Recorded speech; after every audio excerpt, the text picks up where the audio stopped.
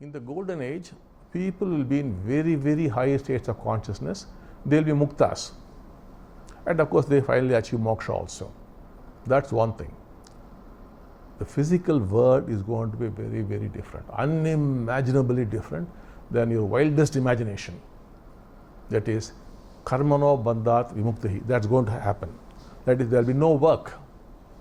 Everything is going to be run by machines and by AI. Nobody need work. It's all going to happen automatically. And everything is going to be free. Everything free for everyone. That will be the kind of production we are going to have, the technology that we are going to have, and all this is going to be given by the divine. You must know, we talk of science and technology, but all these breakthroughs have actually been given by the divine to help mankind. For example, you take the Singer sewing machine. So this man was very concerned seeing his mother and sister, how they were stitching and stitching and stitching. So he wanted to help them out. So in a dream, the divine helped him as to where to put the hole in the machine. Otherwise, it wasn't working.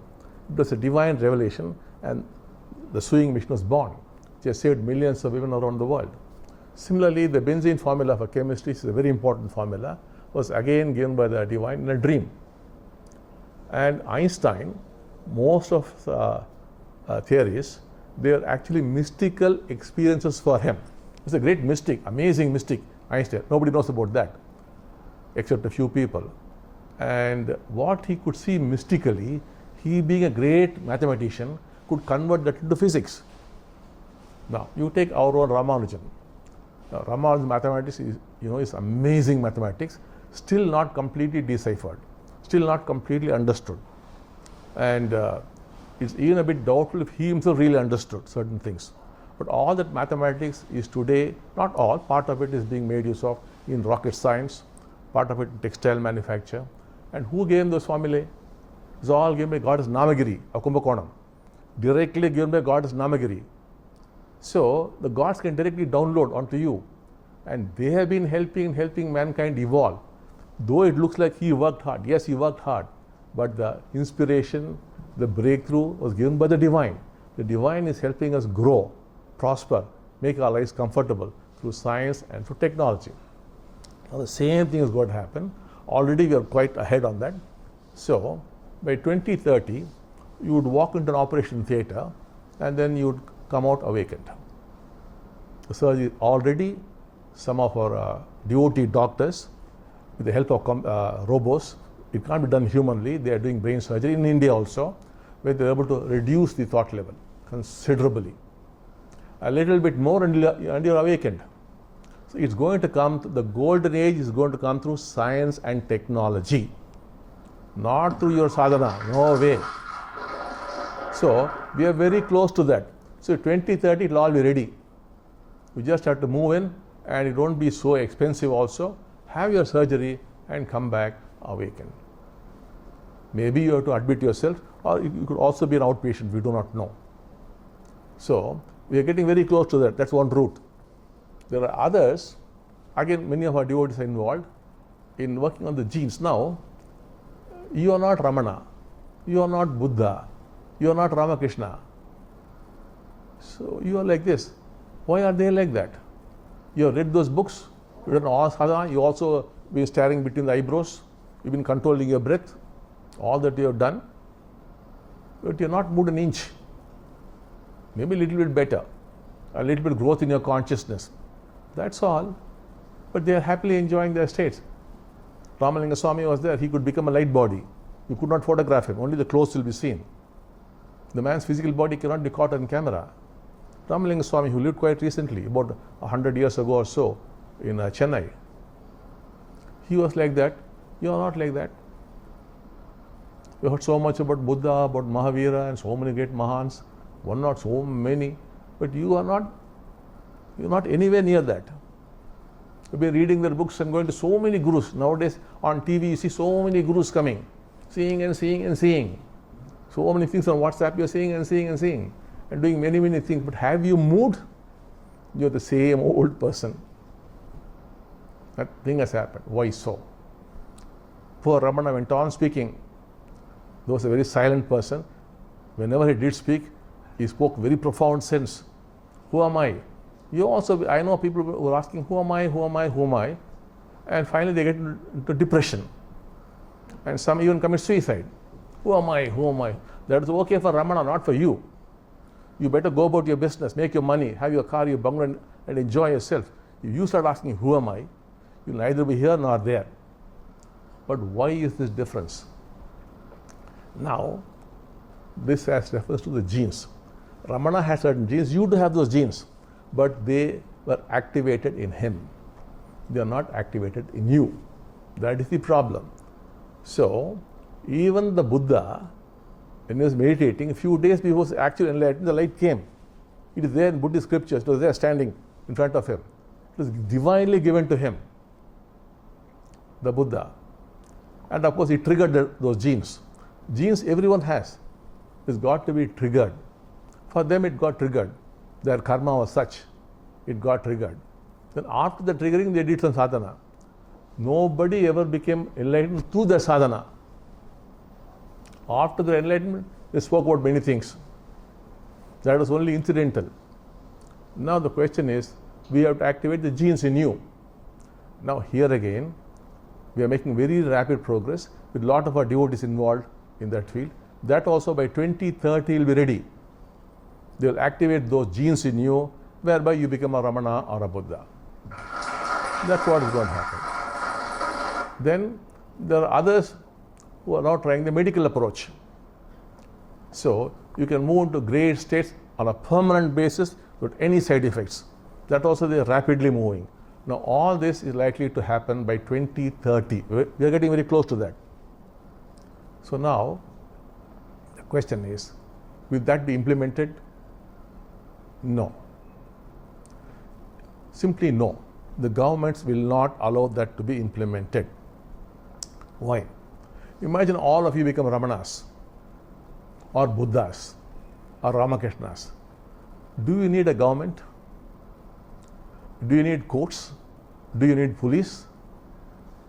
Do you need anything? Already things are going to be free.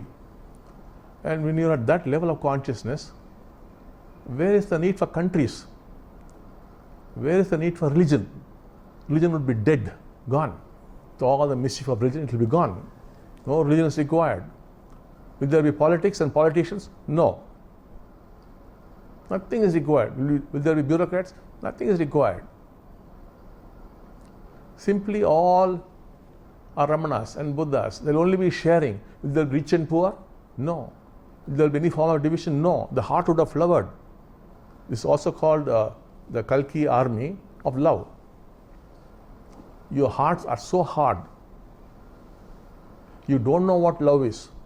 All that you know is attachment, possessiveness, making use of the other, which you think is love. But that is not love at all. The love that we are talking about is something else. It will happen to you the moment your heart flowers. And you're going to work for that, taking the help of Kalki.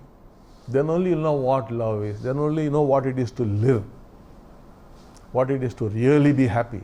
Now, unfortunately, but you're all very good. You all have an MBA in the management of suffering. You're beautifully managing your suffering. Get married, have children, have that problem, this problem, create some problem otherwise. Without problems, you will die actually.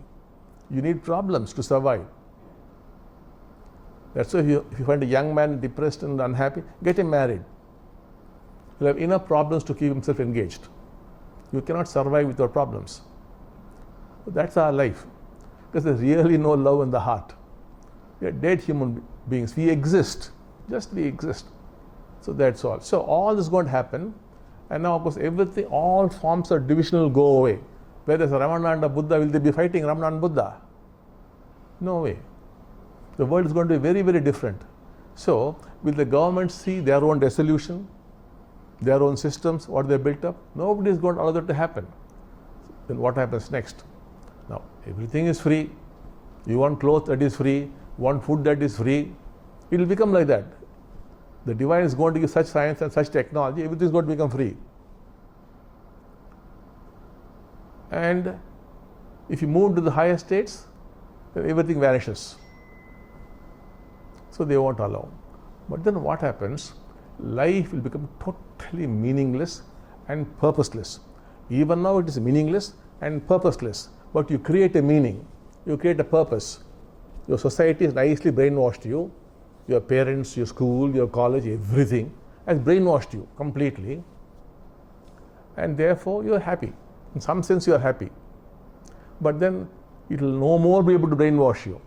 Religion cannot brainwash you, society cannot brainwash you, government cannot brainwash you, nothing can brainwash you.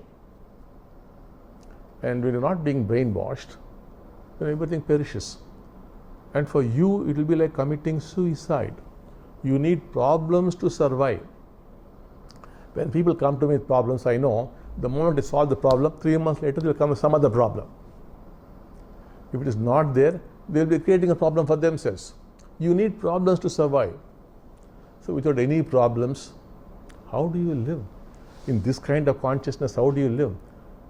It's at that point when people be more and more tempted to commit suicide. Already suicides are increasing for various other reasons. Then the governments will have no other go but to say, okay, become awakened, become enlightened. Either you go for surgery or take a genetic route or take the medical route, it will allow. That will happen sometime around 2040. Though we can't say exactly, sometime around the government will give permission. That's when we enter the golden age. But that's only the beginning. It will continue to grow and grow and grow. And after 1,000 years, the whole game is different. When you become a different species, not this is actually a hopeless level. But we think very great about the human life. So there is nothing. So the new beings will emerge, and that again goes on and on. So there's no end to that. So there's no need to talk about that. But if you want to come, you can come back and see how it is like. So that is the whole thing, the golden age. So the seed was put in 89. It began in 89. The seed was put in 2011, and the sprouting was in 2012. And then the next leap is become a plant. It's going to become a tree by 30, and then flowering also in 2030, and the fruits in 2040. And from then on, the bigger the tree, the more the fruits, it goes on and on. After 1,000 years, the entire thing will change.